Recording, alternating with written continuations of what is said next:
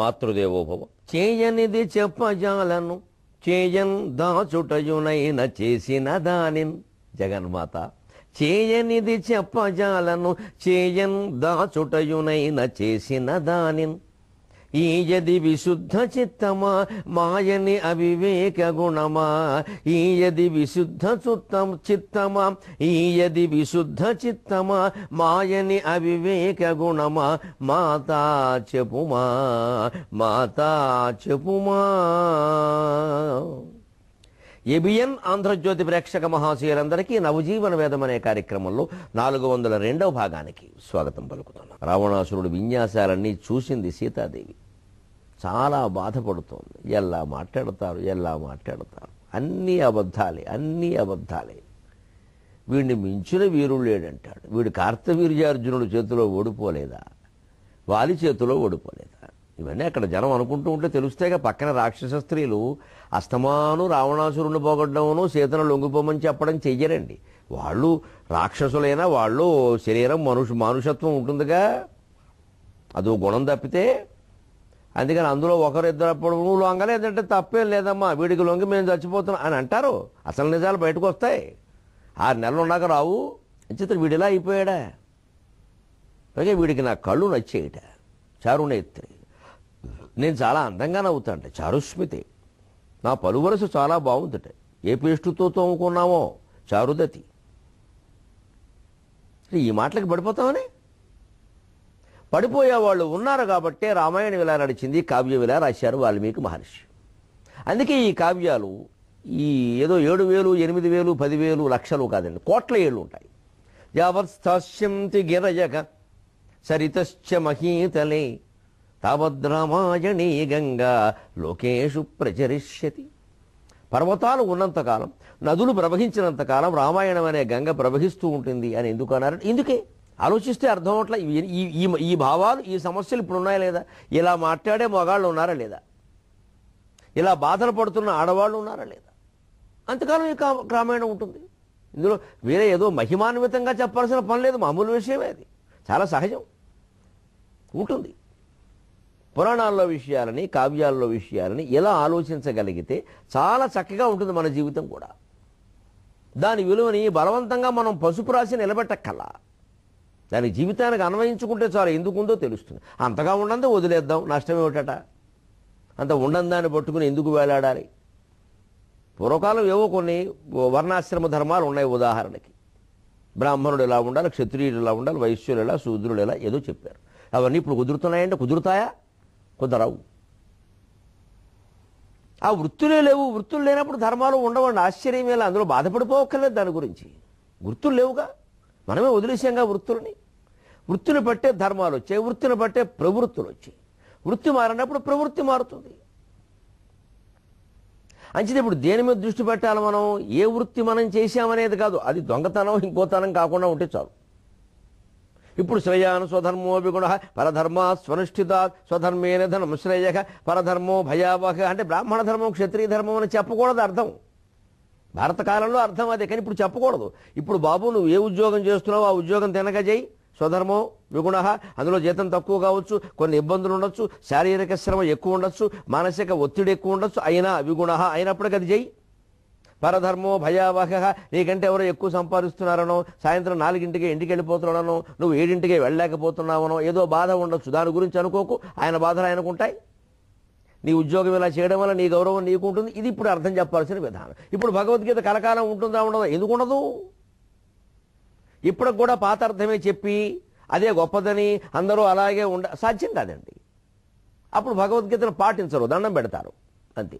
ఇవో అర్థాలు ఆలోచించాల్సిన విధానం, సమన్వయం చేసుకోవాల్సిన విధానం ఇది. కాస్త బుర్ర పెట్టి 21వ శతాబ్దంలో బతుకుతున్నాం అన్న ఒక్క విషయం గుర్తుపెట్టుకుని ఆలోచిస్తే అన్నీ తెలుస్తాయి. ఇక్కడ మొత్తం అత్యాధునిక యుగంలో బతకడం, అత్యాధునికమైన సౌకర్యాలు, సెల్ ఫోన్లు, నెట్లు, కంప్యూటర్లు సమస్తం వాడుకుంటూ ఉండడం, ఇదంతా కుళ్ళిపోయిందని మాట్లాడడం ఓ ఫ్యాషన్ అయిందండి.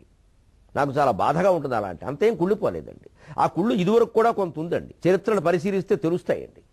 లేదా భగవంతుడు అవతరించాల్సిన అవసరాలు ఏం లేవండి. వస్త్రాపహరణాలు ఇదివరకు జరిగేగా, పరమఘోరంగా, పరమనీచంగా. ఒక పిల్లాన్ని అమాయకుడు చేసి 160 మంది కలిబడి కుమ్మి చంపేయడం అప్పుడు జరిగిందిగా. భగవంతుడు ఎదురుగానే జరిగిందిగా. అంచేతను ఉన్న యుగాన్ని అంత కుళ్ళిపోయినట్టుగా వర్ణించాల్సిన అవసరం లేదు. దీంట్లో కూడా పద్మాలు ఉన్నాయి. ఇక్కడి నుంచి కూడా మనం నేర్చుకోవాల్సి ఉంది. ఈ యుగాలు బాగుపడడం కోసమే ఆ కావ్యాలు తప్ప చూసి ఏడవడానికి కాదు. ఇది గ్రహిస్తే మొత్తం రామాయణం అర్థమవుతుంది. కాబట్టి సీత బాధపడింది. దుఃఖార్త రుదతి సీత వేపమాన తపస్విని. ఏమిటి ఏమిటి ఏమిటి వేదాలు చదువుకున్నామంటారు, వేదార్థాలన్నీ నాకు తెలుసుంటారు, వేదంబులు ఇవిన్ని జటంచు. ఎందుకు ఈ విన్ని విన్ని విన్ని విన్ని విన్ని విని విని విసుకొస్తుంది వీడి మాట. రోజు ఇదే గొడవ. దుఃఖార్త రుదతి సీత వేపమాన తపస్విని చింతయంతి వరారోహ పతిమేవ పతివ్రత. తృణవంతరతః కృత్వా ప్రత్యువాచ శుచిస్మిత. తృణవంతరతః కృత్వా ప్రత్యువాచ శుచిస్మిత. దుఃఖార్త చాలా బాధపడుతుంది. ఏమిటి కన్నా కర్మ ఇది. రోజు పొద్దున్నోసారి సాయంత్రం ఓసారి వెధవసంత. వీడికి సమాధానం చెప్పక తప్పదు. చెబితే ఒక గొడవ, చెప్పకపోతే ఒక గొడవ. వీడితో మాట్లాడడం కోసం వీడి కేసు చూసినా నా కేసు చూసావు, నీ కోరిక లేకపోతే ఎందుకు చూసావు అంటాడు. చూడకపోతే నరికేస్తానంటాడు. ఇది మహిమలు ప్రదర్శించడానికి వైకుంఠం కాదు, లంక. మానవులుగా అవతరించాము. ఇక్కడికి మానవులుగానే ప్రవర్తించాలి, మానవుడుగానే సాధించాలి. అంటే మానవులు కష్టాలు సహిస్తారు, మనము సహించాలి. అమ్మవారు నిజంగా లక్ష్మీదేవిగా, వైకుంఠవాసినిగా, నిత్యానపాయనిగా తన మహిమ ప్రదర్శించాలి అనుకుంటే మాయలేడికి ఆవిడ పడుతుందండి మన అమాయకత్వం. కానీ ఈ మొత్తం జగత్తునంతనా మాయలో ముంచేసే లేడీ ఈవిడ. జగన్మాయ. లక్ష్మీదేవి కంటే మాయలో ముంచేసే లేడీ ఎవరన్నా ఉన్నారండి అసలు?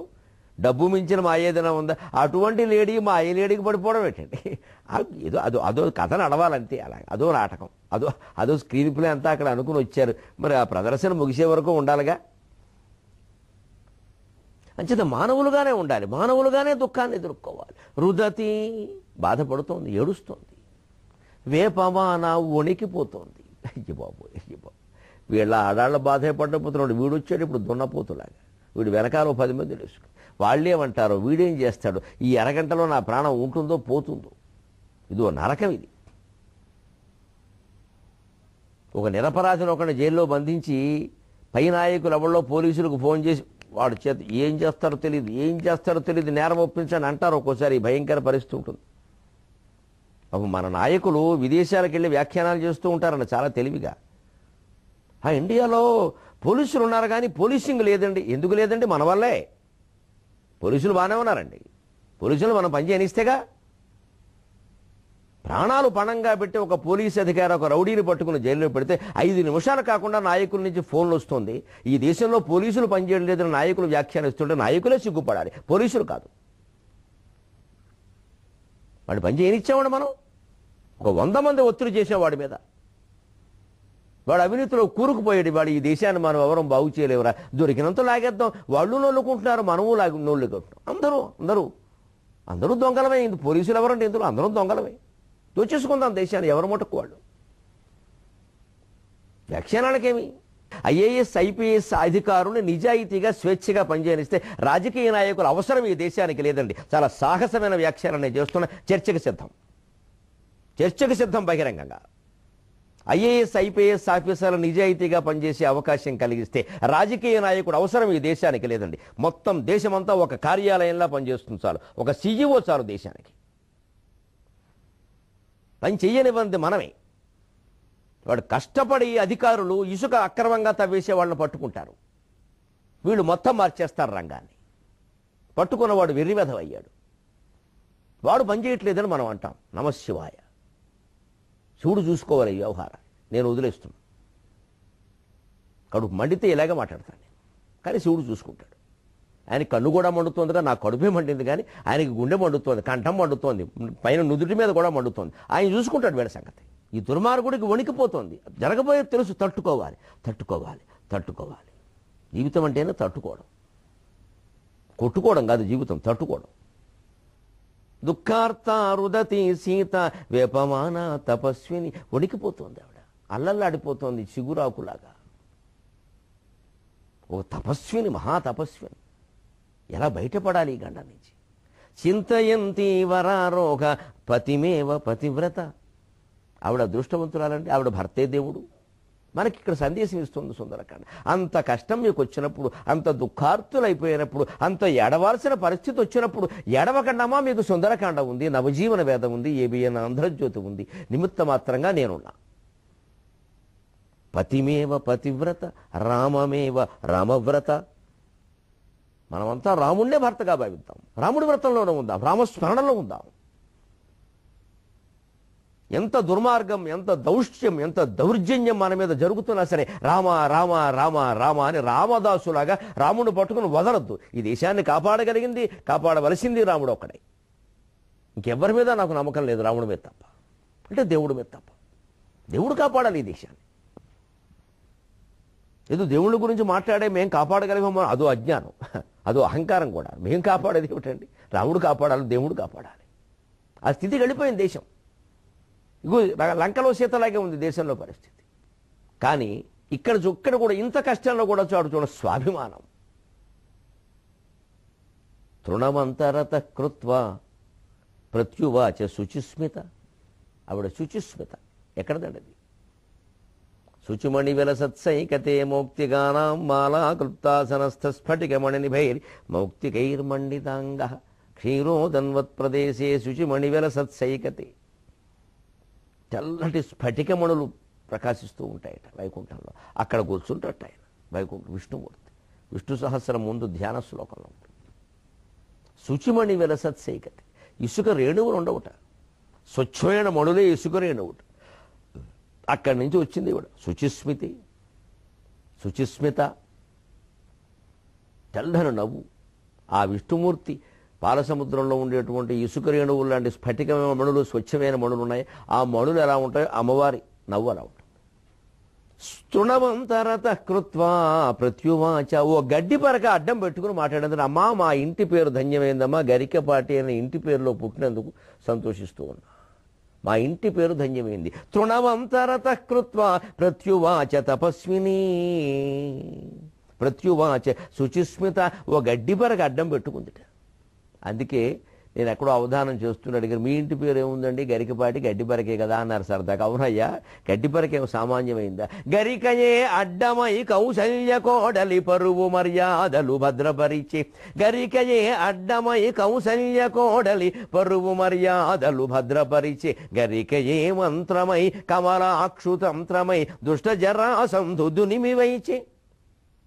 గరిక ఏ మంత్రమై కమలాక్షుతంత్రమై దుష్ట జరాసంధు దునిమివైచే. గరిక ఏ మంత్రమై కమలాక్షుతంత్రమై దుష్ట జరాసంధు దునిమివైచే. గరిక ఏ పూజ్యమై గణ చతుర్థుల నాడు గణపతి పాద నిక్వాణమయ్యే. గరిక ఏ పూజ్యమై గణ చతుర్థుల నాడు గణపతి పాద నిక్వాణమయ్యే. గరిక ఏ మెరికయై ఘన కుశాగ్రమునై అవధాని ప్రతిభకు అద్దమయ్యే. గరికయే మెరికయై ఘన కుశాగ్రమునై అవధాని ప్రతిభకు అద్దమయ్యే. పుట్టదేవర కొమురయ్య పుట్టి నిల్లు తపసుల చేతి బ్రహ్మాస్త్రధారణము. పుట్టదేవర కొమురయ్య పుట్టి నిల్లు తపసుల చేతి బ్రహ్మాస్త్రధారణము. అట్టి శతమూల నట్టింట పుట్టియుంట. అట్టి శతమూల నట్టింట పుట్టియుంట. నేనిట సహస్ర పరమావధానినైతి. నేనిట సహస్ర పరమావధానినైతి. సర్వగం హరతు మే పాపం దూర్వా దుస్వప్రనాశని. శతమూల శతాంకుర. గడ్డిపరక గురించి వేదంలో ఉన్న మాటలండి. శతమూల, దానికి 100 వేళ్ళు ఉంటాయట. ఎన్ని పీకినా ఇంకా మొలుస్తూనే ఉంటుంది అది. దాన్ని ఛేదించడం సాధ్యం కాదు. మహావృక్షాలు కొట్టివేయచ్చు, మర్రి చెట్టు లాంటివి. గడ్డిపరకలను ఏం చేయలేమండి. దాని బలం దానికి ఉంది భగవంతుడు. లేకపోతే తొక్కిబారేరు. శతమూల శతాంకుర, 100 మూలాలు ఉంటాయి, 100 మొలకలు ఇస్తుంది. సహస్ర పరమాదేవి. ఎందుకంటే అది సహస్రారంలో కూడా పరమంగా ఉండేటువంటి దేవి యొక్క అంశ.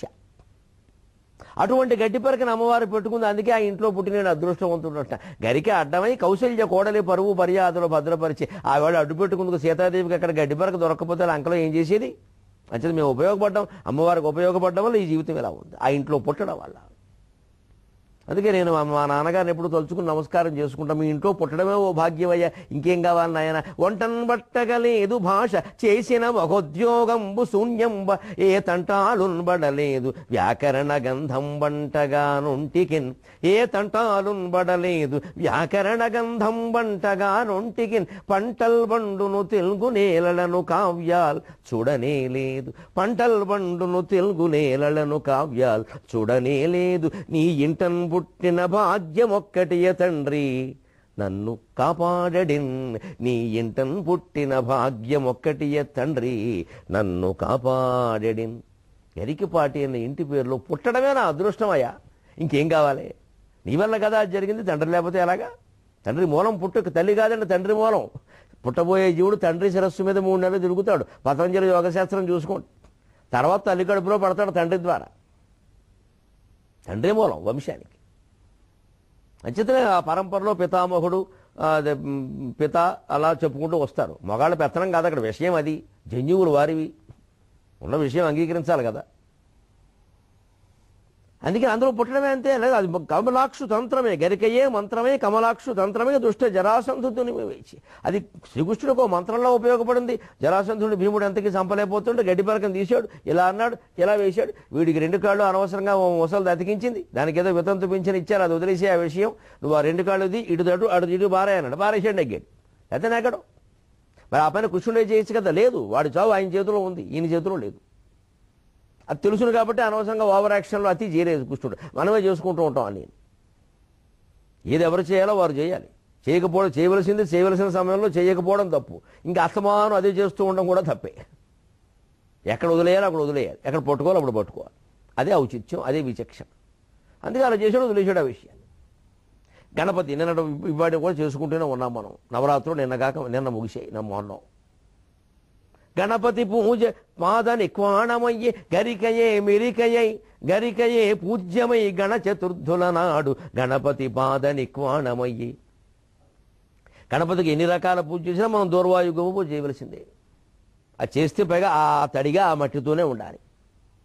ఇక్కడ వ్యవసాయదారులందరూ పూర్వం ఆ పంటల కుప్పలు అలా ధాన్యం రాసి కుప్పగా వేసినప్పుడు ఆ దేవుణ్ణి ప్రార్థించేవారు. ఆ గడ్డి పరకలే దేవుడికి అర్పించేవారు.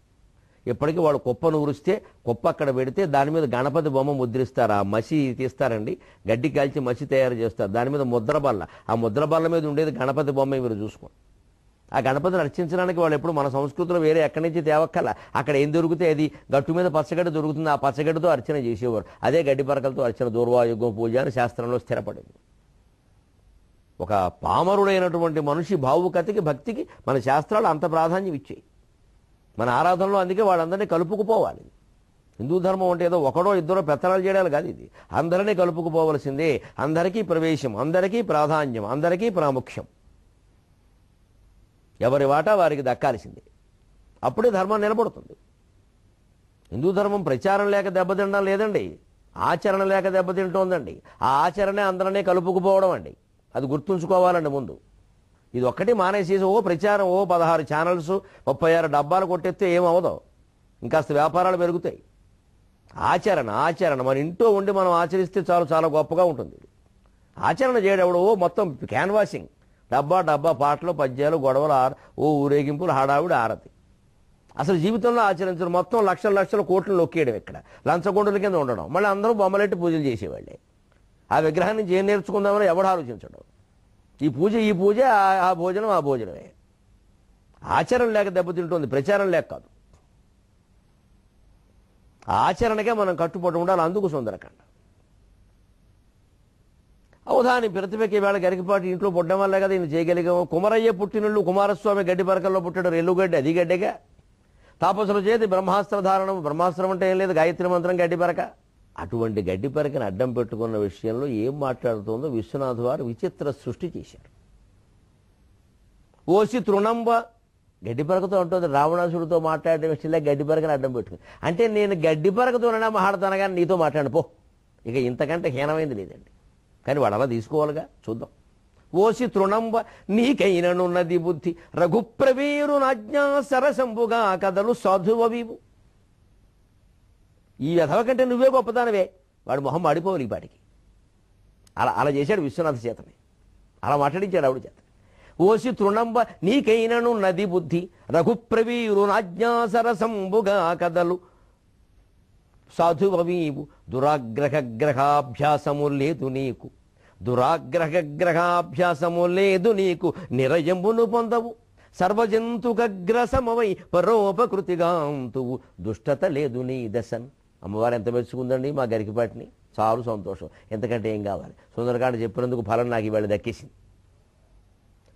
ఓసి తృణంబ, ఓసేవు ఓ గడ్డి పరక, నువ్వేనయ్యే ఈ దుర్మార్గుడు కంటే.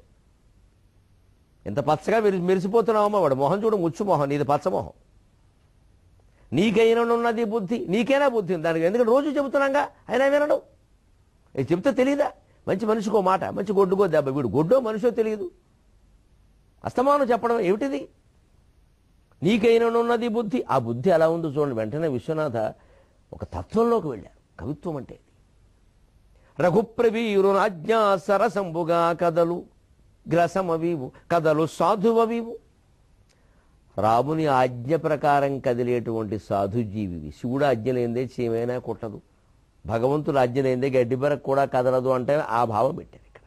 అంటే ఒరే వెర్రి వెధవా, అసలు మొత్తం కథ అంతా రాముడు ఆజ్ఞ ప్రకారమే నడుస్తుందిరా, నీ మరణం కూడా ఆయన ఆజ్ఞ ప్రకారమేరా, వస్తాడరా నిన్ను వేసేస్తాడరా అని చెప్పడం అనమాట.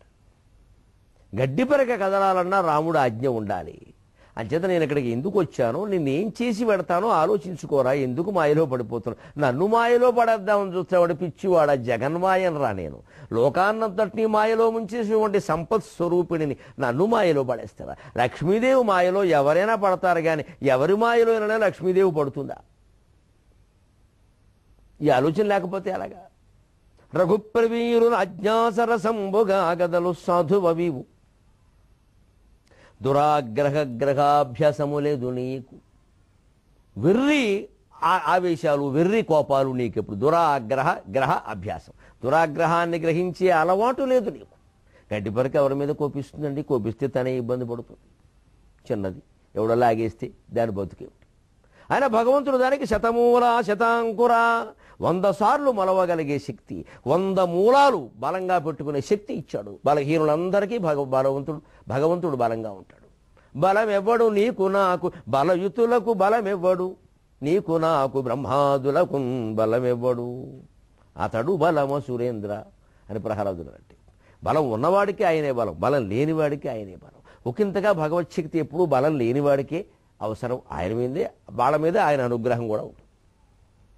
ఏదో మనం లోకంలో కొంతమందిని చూసి బలవంతులకి ధనవంతులకి దేవుడు సాయపడుతున్నాడమ్మా, ఆ దేవానుగ్రహం వాళ్ళకే దక్కుతుందాం అనుకుంటాం. కానీ చాలా తాత్కాలికం అండి. చాలా ఇంకా ముందు వస్తుంది ఆ విషయం కూడా.